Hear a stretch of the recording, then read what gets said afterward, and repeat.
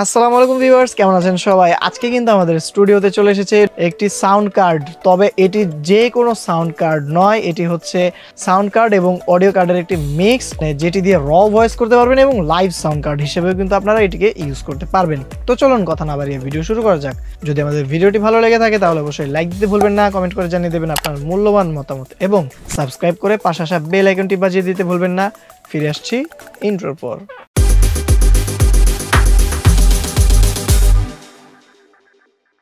আজকের এই ভিডিওটি স্পন্সর করেছে বিচিত্রা ইলেকট্রনিক্স। বিচিত্রা ইলেকট্রনিক্সকে অসংখ্য অসংখ্য ধন্যবাদ এত সুন্দর একটি আইটেম আমাদের কাছে পৌঁছে দেওয়ার জন্য।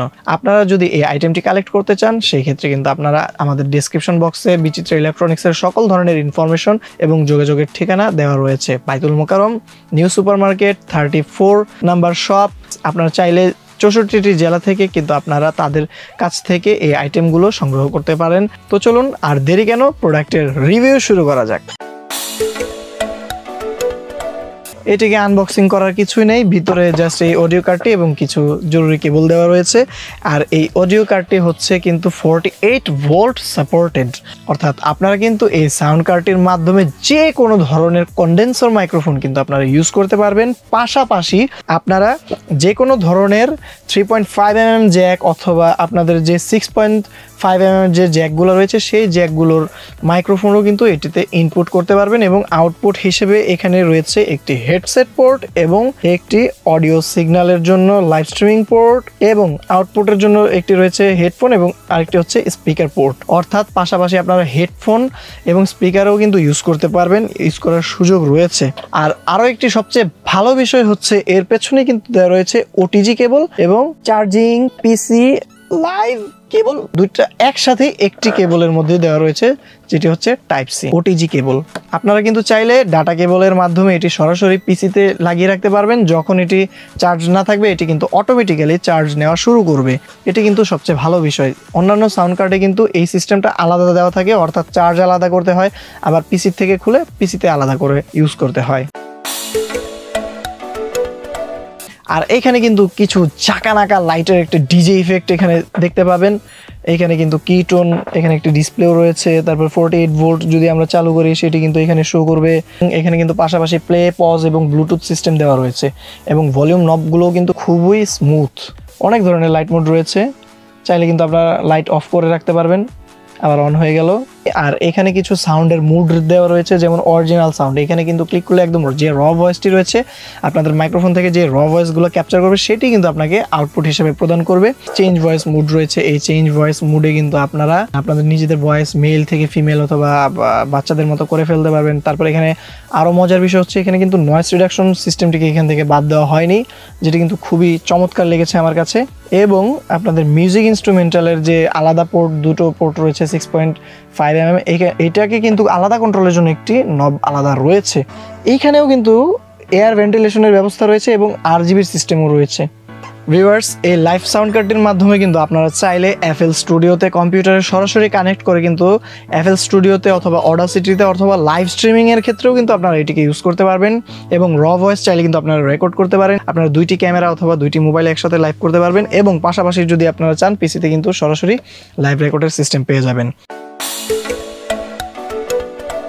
এই সাউন্ড কার্ডটিতে কিন্তু ব্যবহার করা হয়েছে 3000 মিলিঅ্যাম্পিয়ার ব্যাটারি, যার থেকে কিন্তু আপনারা অ্যারাউন্ড 3 থেকে 4 ঘন্টা ব্যাটারি ব্যাকআপ পেয়ে যাবেন। আর যদি 48 ভোল্ট এনাবল করে দেন সেক্ষেত্রে কিন্তু আপনারা অ্যারাউন্ড 2 ঘন্টার মতো এর থেকে ব্যাটারি ব্যাকআপ পেয়ে যেতে পারেন। আর কোম্পানি ক্লেম করছে এটি চার্জ হতে সময় নেবে 1.5 থেকে 2 ঘন্টা। 5 ভোল্ট 1 অ্যাম্পিয়ার সাপোর্টেড, অর্থাৎ 5 ভোল্ট 1 অ্যাম্পিয়ারের বেশি না দেওয়ার জন্য এটিতে অনুরোধ করা হইলো। যদি আপনাদের অবশ্যই পিসিতে কানেক্ট থাকে সেই ক্ষেত্রে কিন্তু আপনারা পিসির যে পোর্টটি রয়েছে সেই পোর্টের মাধ্যমে কিন্তু এটি চার্জ হতে শুরু করবে। তো চলুন এখন এই সাউন্ড কার্ডটির মাধ্যমে আমরা আপনাদেরকে একটি ডাইনামিক মাইক্রোফোনের সাউন্ড টেস্ট করে দেখিয়ে দেব। আসসালামু আলাইকুম ভিউয়ার্স, এখন আপনারা আমাকে শুনতে পাচ্ছেন আমাদের পিসিতে একদম সরাসরি এফএল স্টুডিওতে রেকর্ড হওয়া যে আমাদের X5 যে সাউন্ড কার্ডটি রয়েছে, ক্যানন X5 যে সাউন্ড কার্ডটি রয়েছে সেই সাউন্ড কার্ডটির সাহায্যে এবং মাইক্রোফোন হিসেবে ইউজ করছি আমরা এখানে ডাইনামিক মাইক্রোফোন। আর ডাইনামিক মাইক্রোফোনে আমরা এফএল স্টুডিওতে দেখতে পাচ্ছি এইখানে কিন্তু আমাদের ভয়েসটা মোটামুটি খুবই ভালো দেখাচ্ছে, লেভেলটা খুবই ভালো আছে। যেহেতু এটা ডাইনামিক মাইক্রোফোন সেই ক্ষেত্রে কিন্তু এখানে নয়েসের কোনো চান্স নেই। আমরা যদি এখানে কিছুটা ইকো বাড়িয়ে দিই সেই ক্ষেত্রে কিন্তু এখানে ইকো ইফেক্ট অ্যাপ্লাই হয়ে গিয়েছে। তার ফলে কিন্তু আমরা এখানে আমাদের কিছু ইকো একটা ভাব চলে এসেছে। আমরা চাইলে কিন্তু এটাকে কমিয়ে দিয়ে আবার রেকর্ড করতে পারি। তো চলুন এর প্রিভিউ দেখে নেওয়া যাক। তো ভিউয়ার্স এটি কিন্তু ছিল সরাসরি পিসিতে রেকর্ড হওয়া যে ভয়েসটি রয়েছে সেই ভয়েসটি এবং এই ডাইনামিক মাইক্রোফোনের ভয়েস।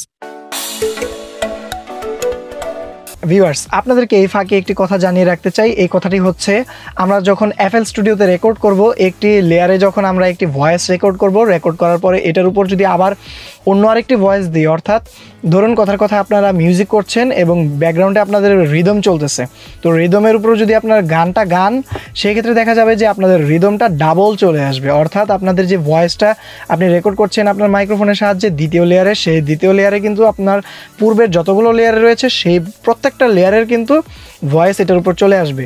এটা কিন্তু একটা খুবই প্রবলেম। এই প্রবলেমটা সলভ হয়ে যাবে যদি আপনারা এই সাউন্ড কার্ডের যে ইন্টারনাল যে অডিও সিস্টেমটি রয়েছে এটি ব্যবহার না করে আপনারা যদি সরাসরি এর মাইক্রোফোনের আউটপুট, কম্পিউটারের যে মাইক্রোফোনের আউটপুট রয়েছে সেইখানে দিয়ে আপনারা রেকর্ড করেন, আর লাইভ মনিটরিংয়ের জন্য সরাসরি আপনারা যদি সাউন্ড কার্ড থেকে হেডফোন ইউজ করে থাকেন, সেই ক্ষেত্রে কিন্তু আপনাদের এই প্রবলেমটি আর পোহাতে হবে না।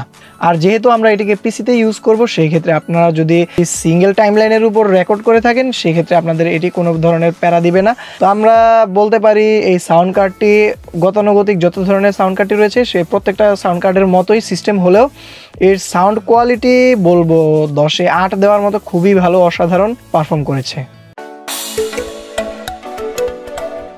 তো এই ছিল আমাদের আজকের ভিডিও। যদি ভিডিওটি ভালো লেগে থাকে তাহলে অবশ্যই লাইক দিতে ভুলবেন না। আর নেক্সট টাইম আপনারা কোন ধরনের সাউন্ড কার্ড নিয়ে ভিডিও চান অবশ্যই কিন্তু আমাদের কমেন্ট বক্সে জানিয়ে দেবেন। আমি বিদায় নিচ্ছি। আমি জয়। আল্লাহ হাফিজ। আসসালামু আলাইকুম।